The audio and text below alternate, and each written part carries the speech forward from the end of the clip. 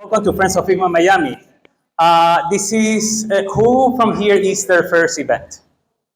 Okay, wow, we got some people. first comers. Nice, welcome, awesome. How many people have been to events? Oh, okay, great. How about 3 or more? Okay, nice. Welcome back. Okay, so first thing first, my name is Beto Navarro. I'm a product designer at Amazon. And well, I started this group here in Miami in the middle of the pandemic. Everything was video, as you remember.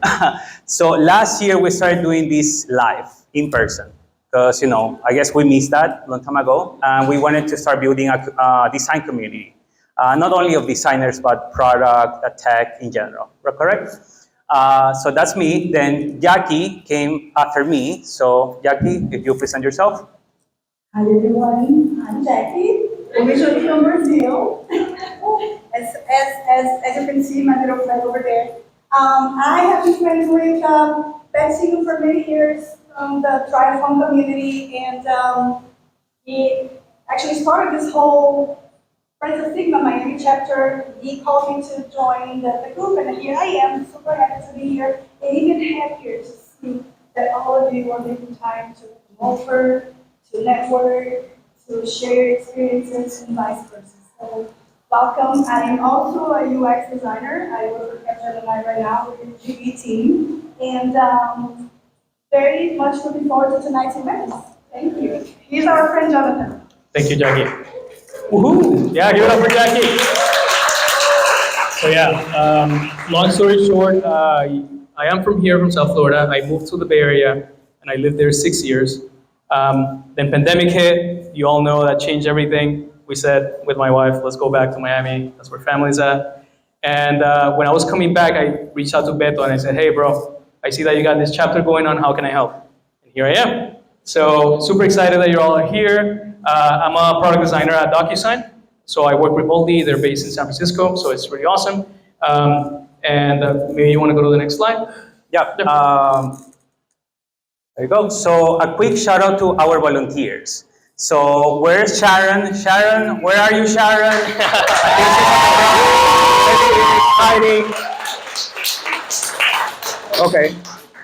Then Mariam, where are you, Mariam? I think they're outside. Yeah.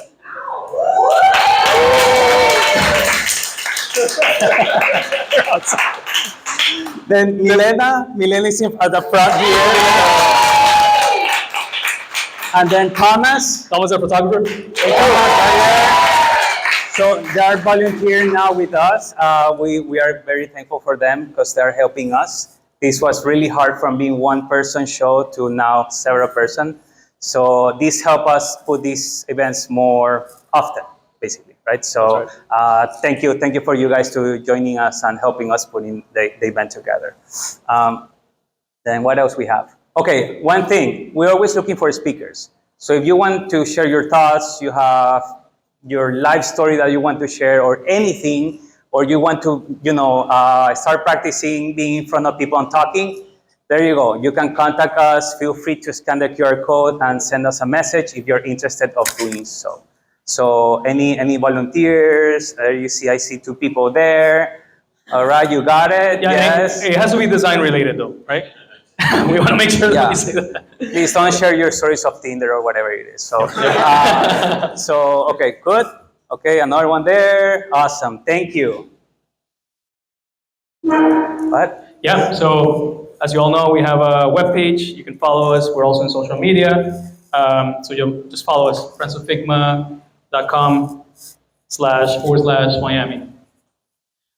We also want to give a shout out to our other community friends. I don't know if you all have heard of Flux, which is a Slack channel for UX designers here in South Florida. Not only here in this part of the peninsula, but also all the way up to Orlando. So people in there, they share best practices, jobs. I know, right now the market is pretty tough, which I'm sure we're going to get to a little bit in the talk. But yeah, and then the other is product people meet.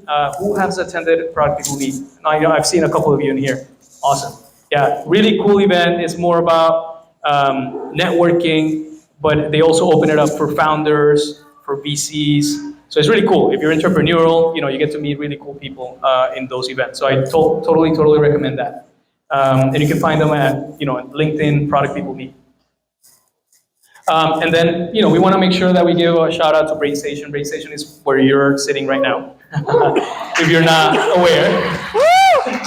But BrainStation is one of the pioneers here in South Florida when it comes to just the tech in general. They were actually called WinCode at some point when the tech community here in Miami was super tiny. Now they were acquired by BrainStation, which is a much larger company, and now they became the Miami campus for BrainStation. Super cool. I see a lot of familiar faces. I know some of you have graduated from some of the boot camps here, so super excited. I'm actually an instructor. I teach part-time UX courses, Beto as well. So yeah, so if you want more information, feel free to reach out. I know we have a couple more things. So yeah, there is 5 campuses, 7,500 hiring partners who work with BrainStation, and of course there's been more than 100,000 people who have graduated from these schools. So really cool stuff. And last but not least, they have partnered with us to provide a scholarship. So if you're interested maybe in upskilling, not necessarily career shifting, but maybe you want to get better in coding or data analytics or anything like that, we have this really cool scholarship. So if you're interested, pull out your phone and scan that QR code. And if you have any other questions, of course, feel free to talk to any of us with these little badges. Yeah, we can thank them for the pizza and of course. Oh yeah, they're sponsoring the whole thing, so really cool stuff. Yep, sweet. All right, and, I'm gonna pass it on to my friend Jackie. Take it away. So last year, Jonathan and I, we had the opportunity to attend Config in San Francisco, which is an awesome event. Highly recommended if you guys can spare a couple of days. We had a chance to attend a talk on design systems, which is something that I'm really intrigued by, something that really excites me. The speakers were Indya and Matt. And a quick funny story is that after the talk, I was able to have a quick chat with Matt, and we ended up finding out a few coincidences. I found out that Matt lived in Miami, so did I. I found out that Matt attended the same school as I did to learn UX UI. I found out that Matt was from Brazil. I found out that Matt lived in Coral Gables. So do I.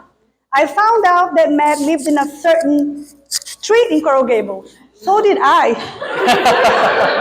At that point, I was really starting to freak out. I was like, it can't be. But it doesn't stop there. I found out that Matt lived in the same building as I do. So cool. It's so cool. But there's one more surprise. I found out that Matt lives in the same floor as I do. We are neighbors, although we had never seen each other, which I still to this day cannot believe it. So it's been almost a year, so that was last June. Amazingly, last month, we had a chance to actually see each other in the garage, and I almost cried. I was with my dog, and I was like, I can't believe this is Matt. You're not a ghost, you do exist. In any case, we invited them back then to come over to Miami and give this talk. And it's been a few months. They were finally able to make it, Matt and Indya. They work for Netflix, as you all know. They're part of the design systems team. And I am more than excited to actually, finally, that dream came true. Finally welcome them both here to Miami and to this room, this stage.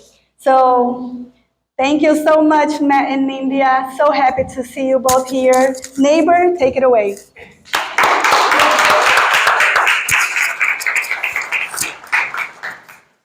All right, hi everybody. I'm gonna step here. Hi, can everyone hear us? Hello. Oh, let me Wow. sit here. You know, I walked in, I was like, everyone here has such great hair. Like, y'all look so good.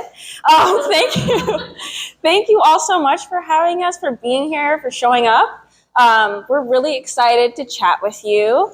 As the title of our talk says, we're going to be up in here reflecting today. And before we do, we want to get everyone in the spirit. So we're going to do a quick warm-up. All right, underneath your chairs. It's not a car. It is a piece of paper and a pen, okay? For this warm-up, you're gonna need the piece of paper, the pen, and a partner, all right? If you don't have a partner, this is the time to find a partner. Ooh, right here. Thank you. All right, all right. This is gonna be a 60-second warm-up, so it's gonna go really, really quick. Come on back. Everybody got a partner? When you have a partner, stop talking. Oh, Awesome. Okay, so this is going to be a really, really quick warm-up. I feel like we've got some good vibes. It's going to take 60 seconds. We're going to be drawing portraits for this warm-up. So many frightened faces in the audience. There's a couple catches that are going to level the playing field here. First of all, reminder, 60 seconds is not a lot of time. Second catch, you will not be able to look at the paper for the entirety of the warm-up. Third catch, you will not be able to lift your pen off the paper for the entirety of the warm-up. So you kind of just have to remember where you drew that ear. all right. All right, we are going to start the clock right now. In 3, 2, 1, draw. How did that go? That was good? That is amazing. Okay. Okay. Is anyone surprised that it kind of resembles a face? Right? Okay, yeah. All right, I really love that warm-up. I really love that warm-up because it gives us an opportunity to not have the right answer. You kind of just have to wing it and go for it.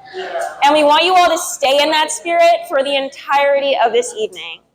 Because today, we're going to be reflecting on our personal and professional growth and stepping away from the mic.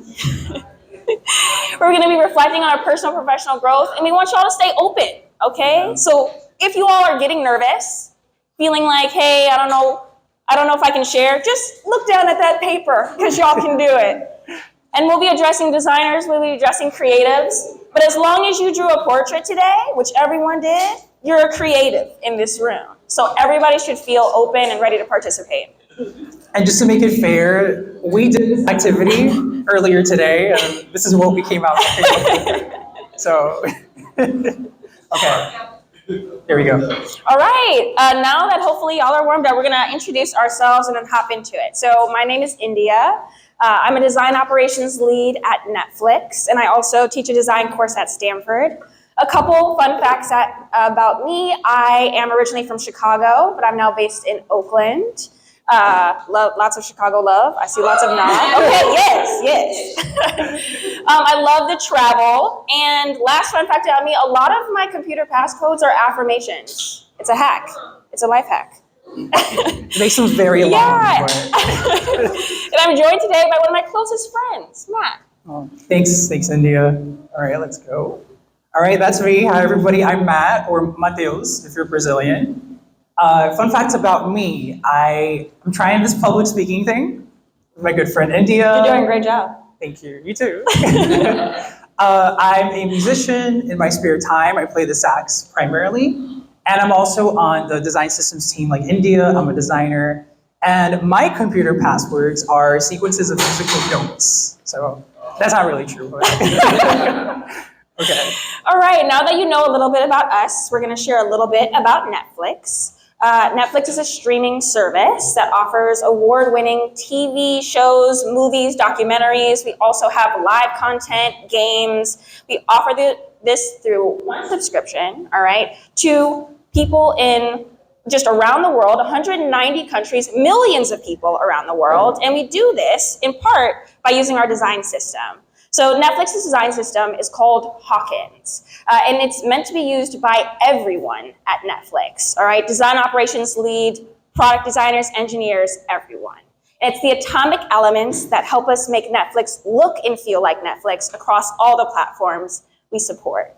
It's an amazing design system that helps us build digital products and digital experiences. Yeah, and I think one of the coolest things is how we support 190 countries. So it really needs to scale for like so many different languages. Absolutely. That's been like a really interesting challenge to work on. We also want to introduce why we're here today. We could have used it to talk about the design system itself, talk about learnings from working on Hawkins. But then we took a step back and thought about the state of the industry. And we thought about talking about imposter syndrome. Everybody loves to talk about that. Strategies to acknowledge it, to keep it in check. And we're also going to be talking about transferability of skills, which is about seeing your potential and sharing it with others. Go back one. So I'm going to start sharing some stories about imposter syndrome, and we're also going to save some time later for everybody to discuss. We're going to have prompts to help you get the conversation going, so it's going to be fun. And so first, I'm going to talk about imposter syndrome. I wanted to share about my journey at Netflix, what that's been like so far. So when I first applied, it was pretty much like this. I thought I really had nothing to lose. I never for a second thought I would even get a response. They weren't going to take me seriously. So I just, I might as well do it. And then they actually fell for it. I don't know how. I got a response. I was able to trick them. And I got to the first interview thinking, I can't believe I'm here. I can't believe I'm doing this, but it's not like I'm going to get through this stage. And somehow I got through that stage. So I was thinking, this is so amazing, but I don't want to set up myself for disappointment. I'm not going to keep going. And somehow, after a few more stages, I was signing this contract, which I'm pretty sure Indya, that was a prank. The team were just pranking me. Look, man. I didn't even know her yet, but it was a prank. It wasn't going to go through. They were going to rescind that offer. There we go. So fast forward a little bit more. My first week, it was a happy moment. I was so proud and happy to be at that company. And I was meeting so many wonderful partners like Indya. And my first month, other feelings started to come through. I was being questioned. I was being asked if I really deserved to be working at that company. And all of that by a single person.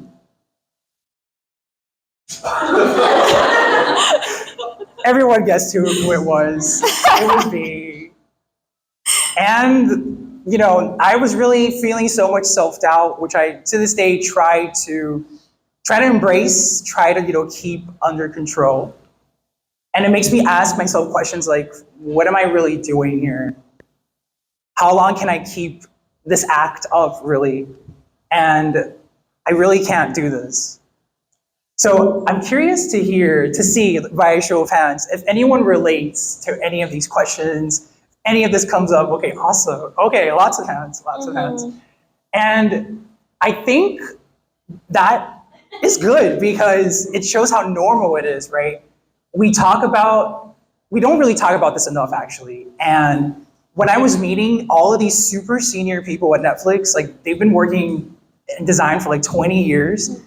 They're so confident, and they told me they have imposter syndrome too. And it was just it made no sense to me. Sometimes we think that the path to success is a straight line. You just apply to a job, you're gonna make it, you're gonna get to that, your ultimate goal at some point. But the reality is that there's so many curves, everyone's on their own path. And sometimes we feel like we need to hit all of these points for success, right? Lots of these things are good, right? You're probably doing a few of them, but I think it's impossible to feel like you need to be working a full-time job and having a side hustle. What is your side hustle, right? I think it's a really common question. What are you doing on the side? Do you have a popular newsletter, a podcast? Are you selling a course? Are you selling a design book? Do you work at a fan company? All at the same time. All at the same time, right? This is an impossible checklist. And it's no wonder that we might start to feel like imposters because how are you supposed to hit all of these points? So is there a world where we can start to think about a different kind of checklist too? Trying to think about passion, fulfillment, impact as well. Is that another way to think about success? Okay, I'm gonna take a little break from talking. Is everybody still with me? We're gonna break into one of the discussions we mentioned, and we're gonna have prompts to help you get the conversation going. And we're gonna do it for 5 minutes, so it's not gonna be too long. Okay, so here are the prompts I promised. And it's not a checklist, it's just to give you ideas of things you can talk about. We would really like if you would turn to the partner that you were working with before, or if you want to switch it up and talk to somebody else. You can ask each other things like, have you navigated imposter syndrome before? How do you keep it in check? And where do you feel most confident in right now? Where do you feel less confident? Those sorts of questions. Mm-hmm. So we're gonna do that for 5 minutes. Yes, and for those of you watching at home, consider this a commercial break. Right. Hopefully these resonate with you. Certain strategies that you can think about to deal with imposter syndrome. These work great for me. They work great for Indya. They might work for you as well. You can think about how you might provide more freedom for you to try without getting caught up so much on avoiding mistakes. What are some strategies you can think of to avoid that? And also build more trust in yourself to make decisions, your peers as well to make decisions. Remember, as we've been seeing through these conversations, we're not alone in feeling these feelings of self-doubt, right? It's so common, we're seeing. And finally, your confidence can waver. You can have days where you feel super, super confident, and then other days where you just feel like nothing's really working out. All right, so I think something else that I should mention is your journey is just your journey, right? It can be similar to someone else's journey, but there can also be overlaps. And Indya is actually going to talk a little bit more about that specifically. Yeah, so we're gonna pass it over to you. We're gonna get some skill transferability. I love this. This is that was the perfect transition too. Yeah, improvising and bringing it onto your work life. So yeah, before we get into my story, I have a few questions to ask you all. So first question, who has ever looked at a job description and said, snap? I ain't got none of that, okay? Yes. Oh, okay. Look, everybody's hand went up. Same, me too. Okay, second question. Who here considers themselves brave? Oh, okay. Lots of brave hands. Lots of brave hands. Yeah, and I don't think it's a coincidence either. I think Matt and I both think that pursuing a career as a creative is one of the bravest things that you can do. I mean, there are several days where I wake up and I'm like, man, what am I gonna do with my life? What's the next step? And then 2 hours later, I'll go to a design crit where I leave thinking, what the heck am I gonna do with this design? Okay, it's a lot of unknowing. We're signing up for a lot of unknowing. It's a job where we have to deal with blank Figma frames as well as paths that we're paving as we're walking them, right? My path kind of looks like this. Lots of curves. But I know that as a part of my path, each curve that I've just endeavored to pursue and worked my way through has prepared me for the next one. And here's a snapshot of what my path has looked like thus far. And there's a little bit of connection between studio owner, children's book designer, design operations lead, but there's a lot of missing pieces in the middle too. And as you saw, my path was really, really curvy. So we're gonna get into how these connections happened. All right, so my path actually starts at university. I decided I wanted to be a designer after enrolling in a school that was not an art school. So immediately I had to do some finessing.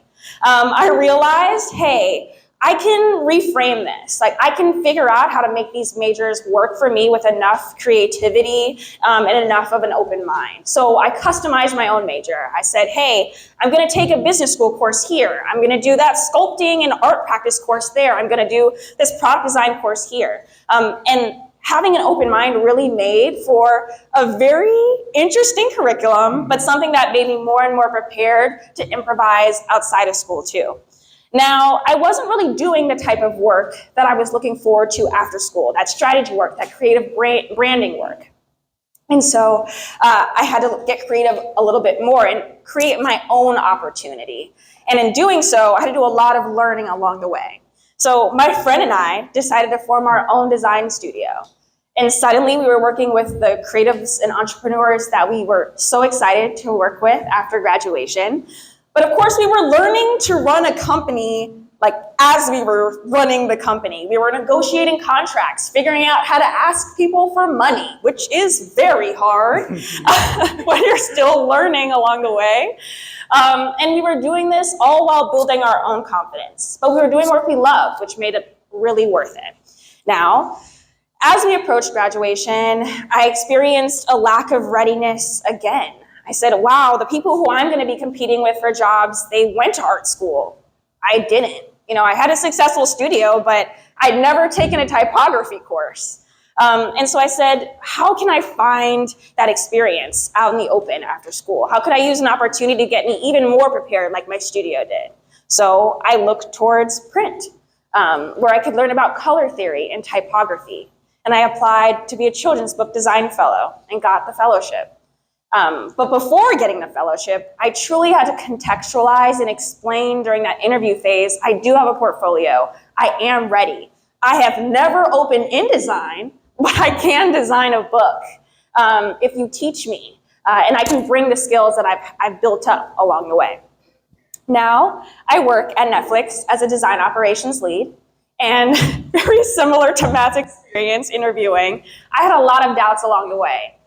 It was my first time working with engineers, my first time working in design systems, my first time working in tech, a lot of first times. But it had already been my first time a lot of times. And so by the time I got to interviewing and through that phase, I had built up the confidence and I knew I had the skills to be really good at this job.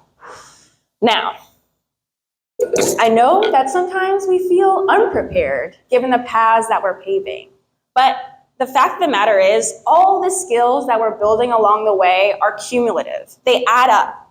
And I realized that if I can practice showcasing how my expert skills in one area make me super successful in another, that I'll be able to completely transform the way that someone, including myself, looks at my potential. Go for it. Now, the path is still going to be crazy.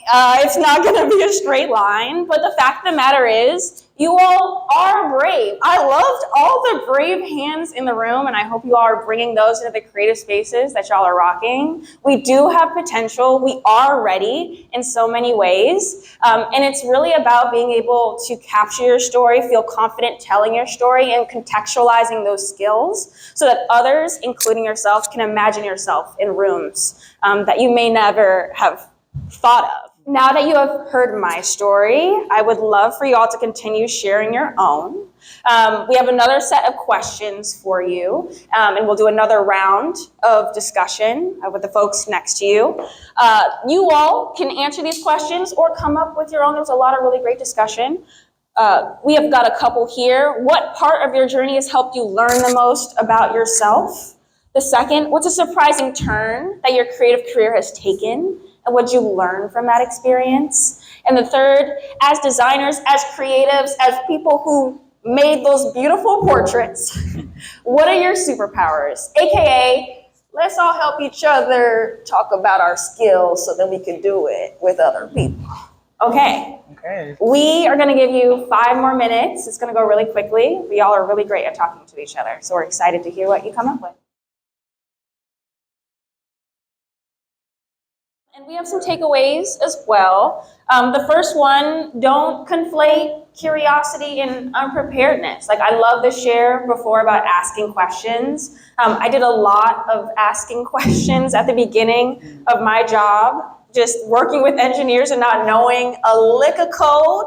Had to learn real quick what an API was, and I'm still learning. So I had to ask a lot of questions, and I think a lot of times there isn't the desire to ask questions because you don't want to seem unprepared, but that surely does kind of help people help you, as we heard before. So love that share. Embrace the overlap. I love this share as well. Once you can kind of see how your skills can build off of each other, you can truly take advantage of them. Just because you were baking cakes in one side of your life and now you're building prototypes, there's connections between those, okay? You're whipping up something delicious in either scenario. Job descriptions can be calibration tools. I know that I've had so many experiences where I've looked at a job description and said, oh man, like I shouldn't even attempt this. I need 2 more years just to finish this list of bullets. But instead of looking at it as a checklist and as a kind of a disqualifying measure, you can look at it as a way to say, hey, I definitely have this, and actually this bullet in particular is interesting, so I'm going to grow into that. Or when I get this job, because I know I can, this is the first question that I'm going to ask. And so you can really use it as a means of finding out more about what you want to do. And last but not least, communicate and contextualize. Y'all did a really great job talking to each other about yourselves today. And it truly is a skill. You know, if you haven't gone home and taken a moment in the mirror and just told your story to yourself, we absolutely encourage you all to do that. Having the ability to communicate and contextualize your story and your skills really, again, will allow you to take advantage of the potential that you see in yourself, and, you know, enlighten others as to what's available inside you. So we just kind of wanted to summarize some of what we talked about, some of what we learned. So I think it's safe to say we are all learning how to navigate imposter syndrome, right? And how to share about our unique journeys. Thank you all so much for this first round of talking to each other. Thank you.